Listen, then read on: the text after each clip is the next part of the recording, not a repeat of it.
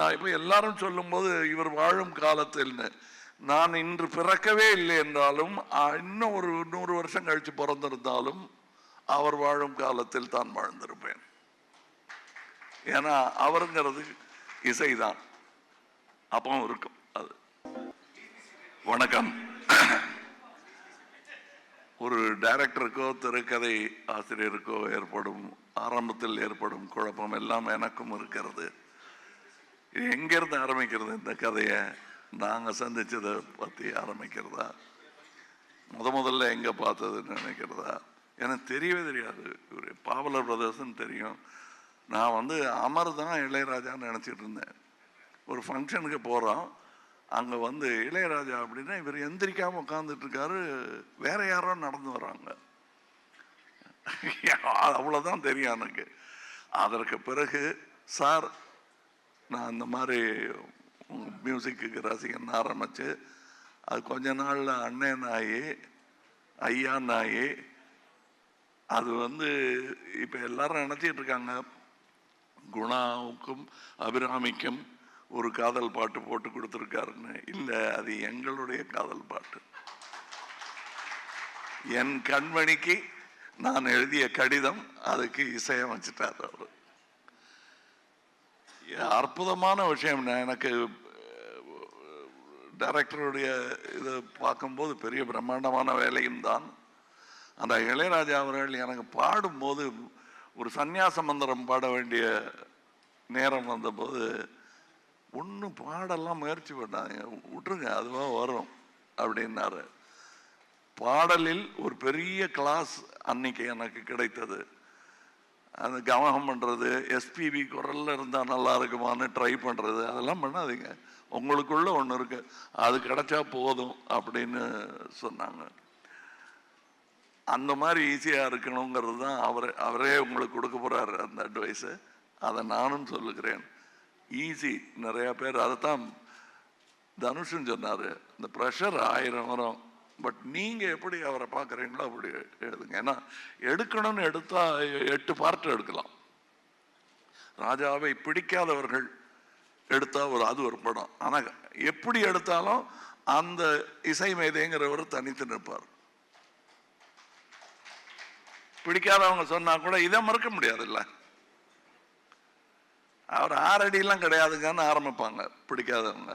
ஆமாம், ஆனால் 1 அடி பாட்டு கேட்டால் போதும். அந்த மாதிரி நாங்கள் இப்போ கூட பேசிட்டு இருந்தோம்.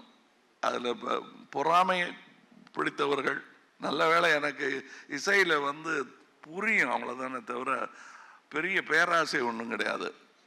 அதனால எனக்கு அவர் மேலே பொறாமையே கிடையாது. அவர் செய்கிறதெல்லாம் நானே செஞ்சிட்ட மாதிரி சந்தோஷம் எனக்கு. அதாவது எங்கள் அப்பாவுக்கு பாடவே வராது. சரிகம பதனிசாவை சானிதப்பா மகரிசான் பாடக்கூடிய அளவுக்கு தான் சங்கீதம் தெரியும். ஆனால் ரசிப்பார். அவர் தான் நாங்கள்லாம் பாடணும், இப்படி எனக்கு வரல உனக்கு வரணும், வருது உனக்கு கற்றுக்க அப்படின்னு சொன்ன மாதிரி எங்கள் அப்பாவுடைய நிலையிலிருந்து தான் நான் இவரை பார்க்குறேன். நான் எனக்கு வராதெல்லாம் இவருக்கு வருது. அதைத்தான் பாரதி ராஜா சொன்னார். எப்படி இது அப்படின்னு ஆச்சரியப்பட்டுக்கிட்டே வருடங்கள் கடந்து விட்டன. வெவ்வேறு ஆங்கிள் இருக்குங்க இவரை பற்றி. இவங்க கூட வேலை பார்த்தவங்க சொல்கிற ஒரு கதை, மியூசிஷியன்ஸ் சொல்கிற கதை, இசையெல்லாம் தெரியாமல் வாழ்க்கையில் இளையராஜாவை தன்னுடைய டைரியாக யூஸ் பண்ணுறவங்க சொல்கிற கதை. என் கல்யாணத்தும் போது இந்த பாட்டு, நான் எனக்கு முதல் குழந்தை பிறந்த போது இந்த பாட்டு அத்தனை பேரும் அதை பேசுகிறாங்க. ஒரு நான் இப்போ எல்லாரும் சொல்லும்போது இவர் வாழும் காலத்தில்னு, நான் இன்று பிறக்கவே இல்லை என்றாலும் இன்னும் ஒரு 100 வருஷம் கழிச்சு பிறந்திருந்தாலும் அவர் வாழும் காலத்தில் தான் வாழ்ந்திருப்பேன். ஏன்னா அவருங்கிறது இசைதான், அப்பவும் இருக்கும். அதுக்கு ஒரு உதாரணம் சொல்லணும்னா, நானும் அவரும் ரசிக்கும் ஒரு அமேடியஸ் மோசார்ட் என்ற படத்தில் ஒரு வயோதிக மியூசிஷியன் ஒருத்தர் வந்திருப்பார். யாரும் இப்போ அந்த காலத்தில் பெரிய ஆளுங்க அவர் அப்படின்னு சொல்லி அவர் உட்காந்துருப்பார். அவர் மனநிலை சரியில்லாமல் உட்காந்துருப்பார். அவரை பார்க்க ஒருத்தர் போவார். நீங்கள் பெரிய மியூசிஷியன்னு கேள்விப்பட்டேன். நான் பெரிய மியூசிக்கெல்லாம் போட்டிருக்கேங்க, கம்போசர் அப்படின்ட்டு வாசிப்பார். இது நான் போட்டது. அப்படியா, கேட்டது இல்லையா? இல்லைங்க, இன்னொன்று பார்த்துக்கிறேன். இன்னொன்று வாசிப்பார், ரொம்ப நல்லா இருக்குங்க, கேட்டிருக்கீங்களான்னு. இல்லை அப்படின்னு கொஞ்ச நாள் மறைச்சிட்டு இன்னொன்று வாசிப்பார், கூடவே சேர்ந்து பாடுவார். ஓ, இந்த பாட்டு நீங்கள் போட்டது தானா? நோ, தட் வாஸ் மொசார்ட் அப்படின்னு. அது இன்னொருத்தனுடைய பொறாமை அதில் கொந்தளிக்க அங்கிருந்து ஆரம்பிக்கும் படம். தட் இஸ் இளையராஜான்னு சொல்றதுக்கு 1000 மியூசிஷியன்ஸ் இருக்காங்க. அந்த மாதிரி எனக்கு இப்போ நான் தான் சொன்னேன், சாயங்காலம் ஒரு ஃபங்க்ஷன் இருக்கு, எல்லாரும் மனம் விட்டு பேசினான்னா நீங்கள் நேரம் இங்கேருந்து அங்கே தான் வர வேண்டியிருக்கும் அப்படின்னு சொன்னேன்.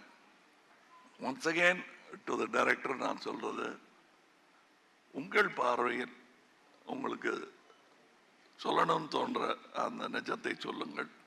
ப்ரெஷர் எடுத்துக்காதீங்க. ஏன்னா இந்த படம் இசைஞானி இளையராஜாவை பற்றிய படம் மட்டும் இல்லை, பாரத் ரத்னா இளையராஜாவை பற்றிய படம்.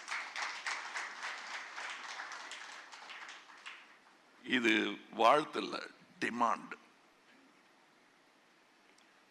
எங்களுடைய டிமாண்ட். இதுலயே கொஞ்சம் பாஷையெல்லாம் கம்மியா இருக்கு, தமிழ், தெலுங்கு, மலையாளம், கன்னடா, ஹிந்தின்னு. இன்னும் இந்தியாவிலேயே இன்னும் நிறைய பாஷை இருக்கு.